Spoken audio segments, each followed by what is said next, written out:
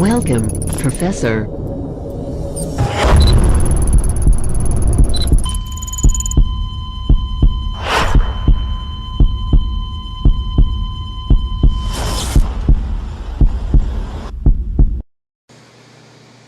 Salut les mecs, c'est le professeur Collector et on se retrouve cette fois-ci pour un déballage assez spécial. Donc là cette fois-ci, pendant que l'imprimante 3D est en train de faire du bruit, cette fois-ci on va faire un déballage, j'allais dire assez spécial encore une fois. Ouais, mais tout de même, celui-là il est un petit peu plus spécial que les autres.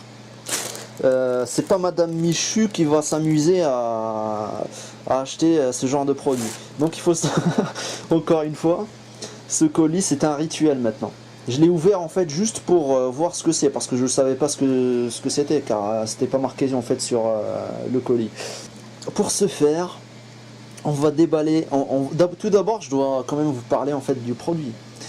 Donc pour le produit, il s'agit tout simplement du Gazmac 38. Alors le Gazmac 38, c'est un masque à gaz, d'accord? Comme son nom l'indique, enfin plutôt sa version 38, il a été conçu en 1938. Donc il y a eu plusieurs modèles allemands, mais c'est celui-là qui a été préféré. C'est le Gazmac 38. C'est celui-là qui a été le plus utilisé par les SS. Après, il faut savoir que l'armée allemande, durant la guerre, elle préparait énormément d'armes. Mais bon, il y avait le Maus, il y avait le Gustav, il y a eu pas mal d'armes extrêmement destructrices et extrêmement efficaces également. Pourquoi je vous dis ça en fait, parce que il y avait un masque à gaz qui était en préparation dans les usines allemandes durant la guerre. Et ce masque à gaz, il a été lâché en 1945. Et quand il a été lâché, peu d'officiers SS l'ont utilisé, parce que c'était déjà la fin de la guerre, quoi. Ce masque à gaz, il détenait en fait des technologies révolutionnaires. Voilà, c'est celui en fait que vous voyez actuellement à l'écran. Voilà. Et ce masque à gaz, il faut savoir, c'est pas celui qu'on va déballer, mais je dois quand même vous parler un petit peu des masques à gaz allemands du Troisième Reich. C'est ce masque à gaz là qui a été utilisé également à Berlin par la milice de Charlemagne. Il faut savoir que la milice de Charlemagne, c'est la dernière division à avoir défendu Hitler à Berlin. D'accord ? Cette milice-là, elle était constituée de 2000 personnes. La milice de Charlemagne, elle contenait que des Français.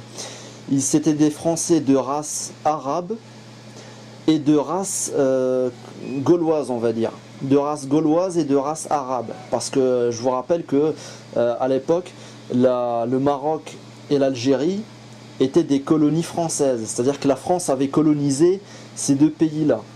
Donc ils étaient aussi de nationalité française. Voilà. Donc cette milice-là, c'est elle qui a défendu Berlin, dans ces dernières heures. Et ils ont eu la chance d'utiliser les derniers masques à gaz du Troisième Reich. Voilà. Mais celui-là, c'est le masque à gaz le plus utilisé, le Gazmac 38. Donc on va le déballer. Il faut savoir que c'est la première fois que je vais toucher du je suis comme une petite pucelle là, putain. Il faut savoir que je suis extrêmement content. C'est un privilège pour moi de toucher du matériel de cette qualité-là. Ça, il faut le savoir. Ça me fait extrêmement plaisir de toucher ce genre de matériel. Donc là, on va déballer le Gazmac 38, le masque à gaz le plus utilisé du Troisième Reich. Enfin, qui a été le plus utilisé du Troisième Reich. Voilà. Donc, je vais essayer de le déballer en direct. Voilà. Donc, je vais l'attraper avec le coude. Voilà. Voilà. Alors voilà. Donc là, on a du matériel militaire. Pour ceux qui... ce n'est pas un jouet, les mecs. Ça, ce n'est pas un jouet. D'accord ? C'est vraiment du matériel militaire. Alors, il faut savoir que le Gazmac 38 a été utilisé jusqu'aux années 70 par l'armée allemande. D'accord ? Après, il a été, comment dire, il a certaines armées comme l'armée tchèque, etc. Ils ont copié ce masque et ils l'ont changé en fait. Ils ont une sorte de Gazmac 38 modifié. C'est quand même l'armée allemande, quoi. C'est pas Joel Clodo qui l'a conçu, quoi. Voilà. Donc du très très bon.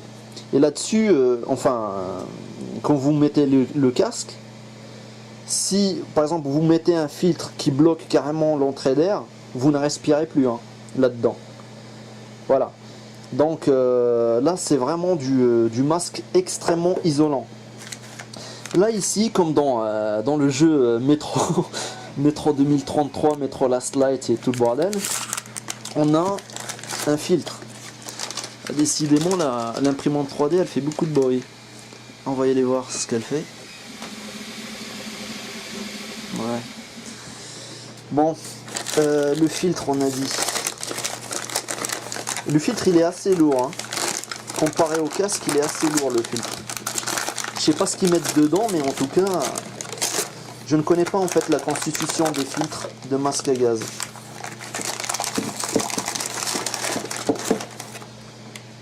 Voilà. Voilà le filtre en fait. Donc là j'imagine qu'il faut décapsuler le truc. Voilà. Et après, ça aussi il faut l'enlever à mon avis. Le capuchon là, il faut l'enlever à mon avis aussi. Donc là, ça vient là. Ça vient là. Ouais, je pense qu'il faut le décapsuler. C'est ce que je vais faire. Là, il y a quoi comme inscription dessus? A6, B6. Là, je sais pas ce que c'est. Sûrement des codes à mon avis. Des codes qui ont été inscrits par l'armée allemande. 17. Peut-être que c'est par rapport au nombre de filtres. 17 filtres, je sais pas. MOF, OTK. 1965. Ouais, des filtres de nouvelle génération par contre. Les filtres les filtres du troisième qui ont été utilisés durant la Deuxième Guerre mondiale, j'ai pas pu les trouver par contre. Donc là on a du 1965. Donc ces filtres là ont été conçus en 1965. Voilà. Les autres filtres, j'ai pas pu mettre la main dessus parce que je sais pas ce qui... Voilà quoi, j'ai cherché. Il faut savoir que ce genre de matos n'est pas facile à trouver. Hein. Tu le trouves pas chez l'épicerie du coin.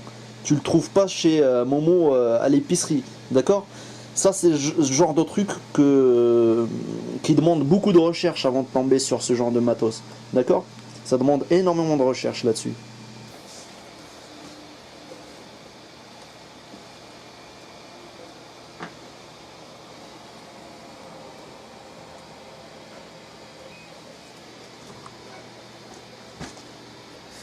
Oh les mecs, alors le professeur va mettre le Gazmac 38 et après on verra ce que ça donne. Donc je vous avoue, j'ai déjà fait un test, j'ai déjà vu comment ça se met, mais je n'ai pas encore mis le filtre. Donc voilà. Maintenant je vais le mettre en direct.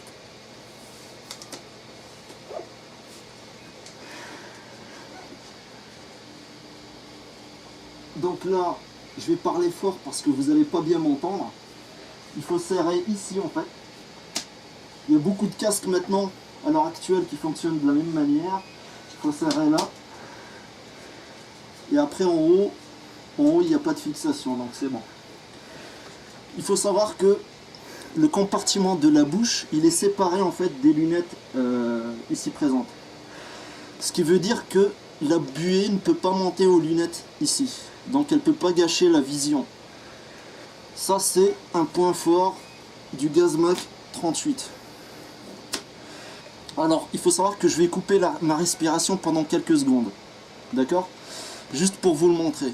Car de toute manière, je ne peux pas respirer avec ça sur la bouche. Voilà. Voilà, c'est bon. En cas de problème, je pourrai toujours m'en sortir. Alors là, Je vais prendre une grande respiration.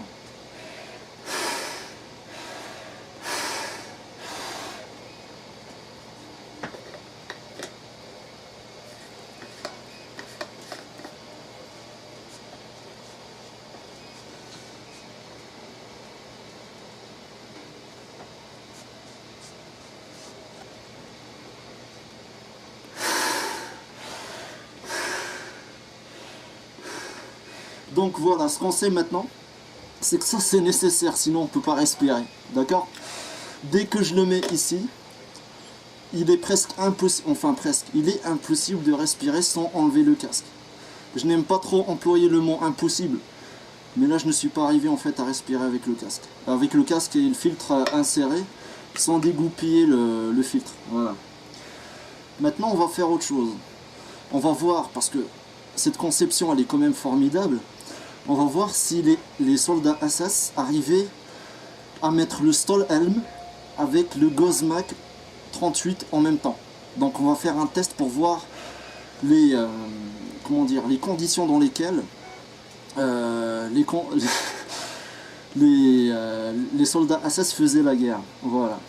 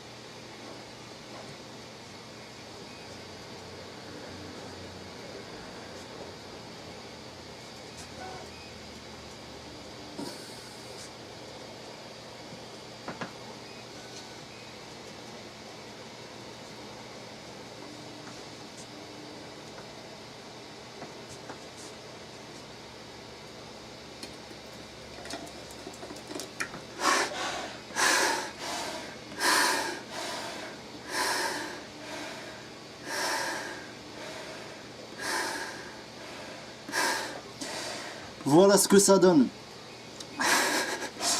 Donc là j'ai coupé ma respiration pendant quelques secondes pour vous montrer un petit peu ce que ça donne.